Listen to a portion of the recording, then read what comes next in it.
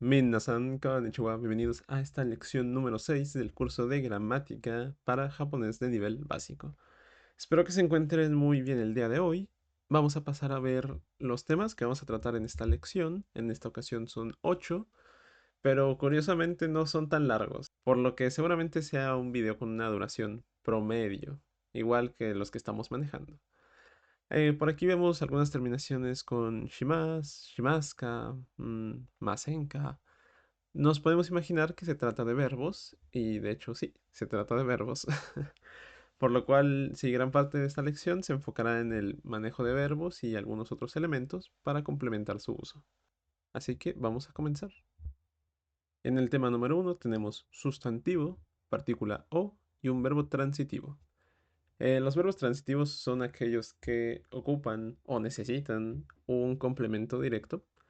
Esto ya es muy lingüístico. El tema es que se trata de verbos que requieren un objeto para denotar la acción, tal cual como tenemos aquí. Por ejemplo, ramen o tabemas, es decir, como un ramen, ramen o tabemas. Tabemas, recordemos que es comer, y lo que hace la partícula o es indicar cuál es este objeto directo del verbo. En este caso es el ramen. Por lo tanto, lo que se está comiendo es el ramen. Por otro lado tenemos mizu o nomimasu. Mizu, esto es agua, partícula o, por lo cual el agua es el objeto directo del verbo, que en este caso es beber. Por lo tanto, bebo agua. Entonces, esta partícula, como mencionamos anteriormente, sirve para indicar el objeto directo del verbo, es decir, cuál es la entidad que está siendo, entre comillas, afectada por el verbo. Ya lo iremos viendo con más ejemplos más adelante. En el tema número 2 tenemos sustantivo, partícula o y shimas.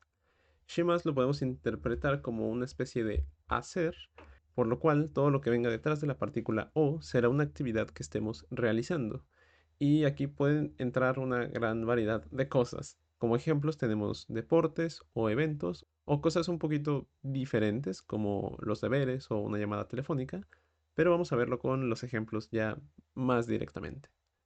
Tenemos sakao shimas, es decir, juego al fútbol, y luego yakyuu o shimas, es decir, juego al béisbol.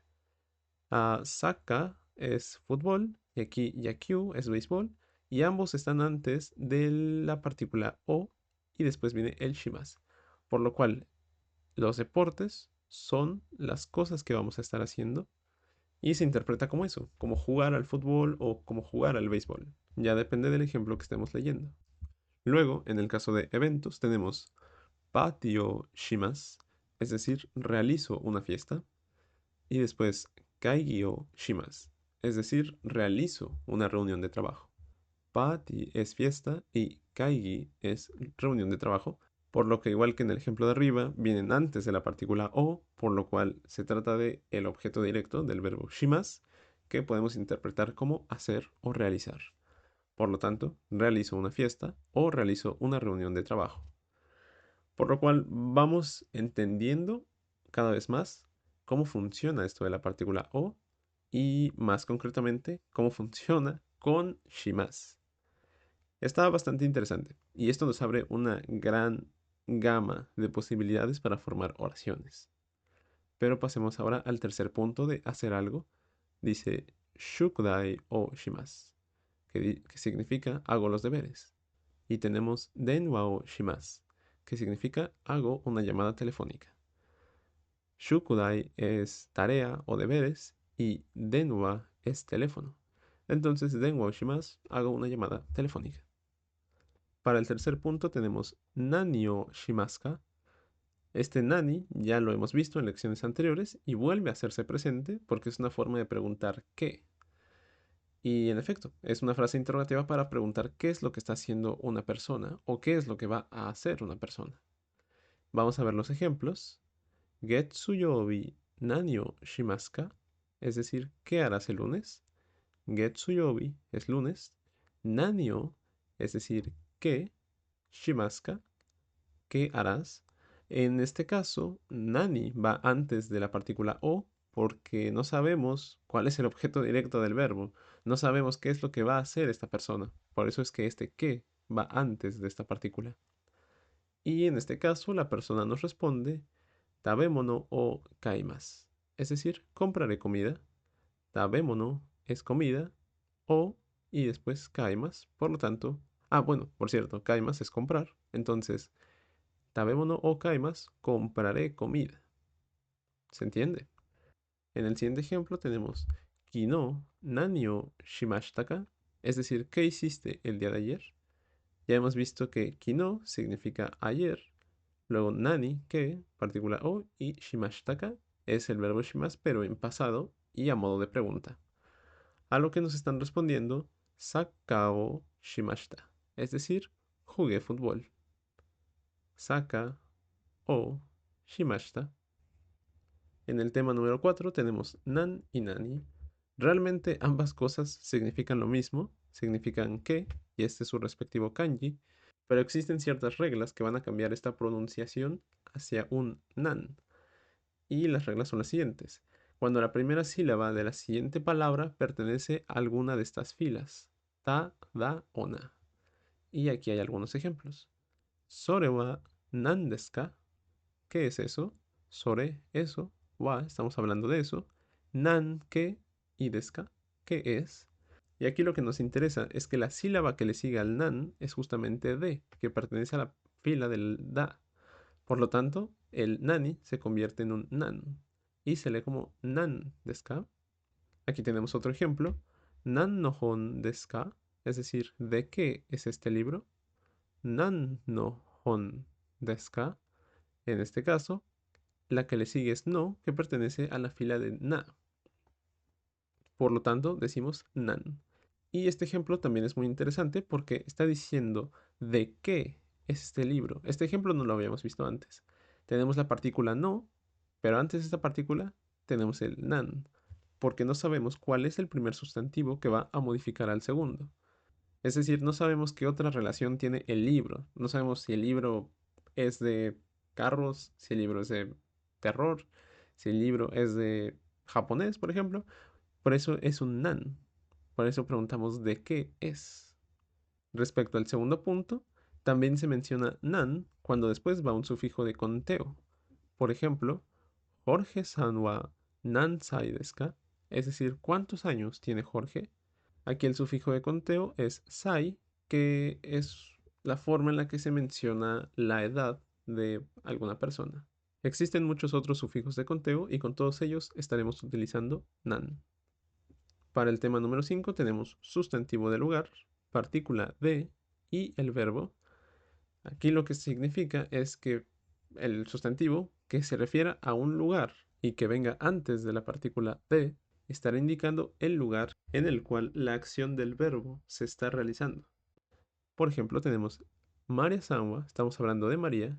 Ekide, habíamos visto que Eki significa estación. En la estación, Shinbun o Shinbun, periódico, es el objeto directo del verbo y el verbo es kaimas, comprar. Por lo tanto, María compra el periódico en la estación. Luego tenemos Toshokan de Hono Yomimas, es decir, leo un libro en la biblioteca. Toshokan es biblioteca, tenemos partícula de, por lo tanto, la acción se está haciendo en la biblioteca.